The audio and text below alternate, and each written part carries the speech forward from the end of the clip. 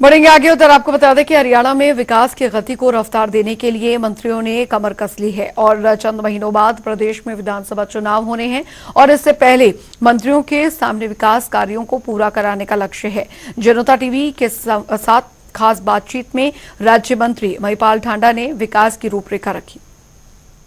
लोकसभा के चुनाव के लिए मतदान हो चुका है और अब 4 जून को देश भर के नतीजों के साथ जो है वो हरियाणा के भी नतीजे आने हैं और उसके बाद प्रदेश में से आचार संहिता हटेगी, चूंकि इस वक्त देश में चुनाव के चलते आदर्श आचार संहिता लागू है।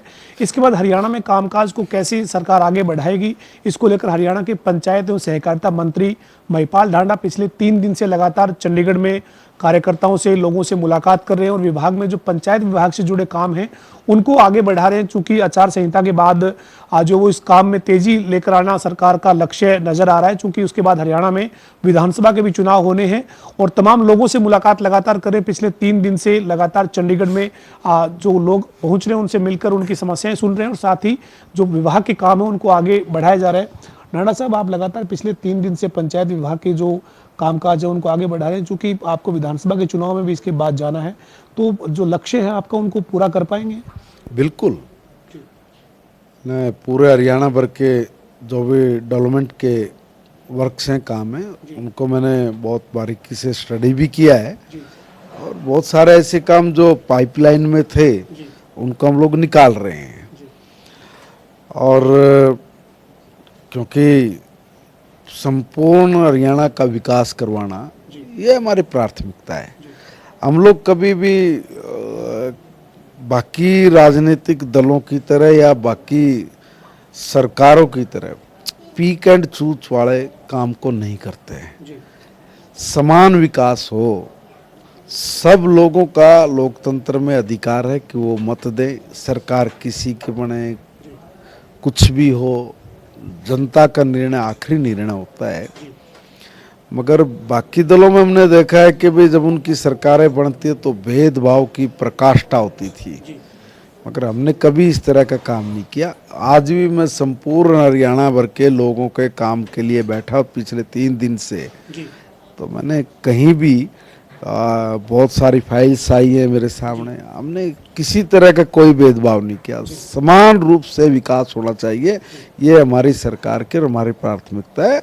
हम मोदी जी के उस सपने को साकार कर रहे हैं कि सबका साथ सबका विकास। साहब, अभी जो है वो जो आप लगातार जो विभाग के काम देख रहे हैं, खासतौर पर पंचायत विभाग के काम देख रहे हैं, उसमें जो गलियां हैं या फिर जोड़ का निर्माण या जो अन्य जो काम है गाँव से जुड़े हुए, उन काम की फाइलें आपके पास पहुंच रही है। आपने एक गांव में स्वागत द्वार बनाने की भी एक योजना के ऊपर अधिकारियों से चर्चा की है। तो 3 महीने के बाद, करीब 90 दिन के बाद हरियाणा में विधानसभा के चुनाव अगर समय पर रहेंगे तो होने हैं, तो ऐसे में ये जो लक्ष्य है सर, इनको पूरा कर लेंगे? बिल्कुल करेंगे। देखिए, करने की इच्छा शक्ति होनी चाहिए और दृढ़ इच्छा संकल्प शक्ति के साथ आप कुछ भी कर सकते हैं। हमने टारगेट लिया है कि गांव हमारे सुंदर गांव बने, अच्छे गांव बने। कोई भी आदमी गांव में आता है, रहता है, तो उसको लगना चाहिए कि मैं वाकई में एक ऐसे साफ सुथरे गांव में रह रहा हूं जहाँ पे मन लगता हो। तो अनेक इस प्रकार के प्रोजेक्ट्स हैं, अनेक ऐसे लोग, आप जैसे, हम जैसे गांव के भी लोग आके बताते हैं कि भाई साहब गांव को सुंदर गांव बनाओ, भाई गांव में अच्छी चौपालें हों, अच्छे हमारी कई धर्मशालाएं हों, अच्छे हमारे कम्युनिटी सेंटर्स हों, गांव में रोशनी हो, फिरनियाँ ठीक ठाक हों, पेड़ पौधे गांव के अंदर हों। पॉल्यूशन को भी लेके बहुत सारे ऐसे लोग मिलते हैं कि जो हमारा मार्गदर्शन करते हैं। ऐसा नहीं है कि लोगों के अंदर, मैं सही पूछूं तो बताऊं तो इतना बड़ा जज्बा है काम करने का, करवाने का, और पोल्यूशन के प्रति और पानी को लेके तो लोग इतने गंभीर हैं, ऐसे ऐसे आके सुझाव देते हैं कि वाकई में उन सुझावों को मान लिया जाए तो बहुत बड़ा परिवर्तन हो सकता है। और हमने वो सारे सुझाव नोट किए और धीरे धीरे करके सबको लागू करेंगे, चर्चा करेंगे, देखते क्या रिजल्ट निकलेगा। वीडियो जर्नलिस्ट विजेंद्र सिंह के साथ पवन सिंह, जनता टीवी, चंडीगढ़।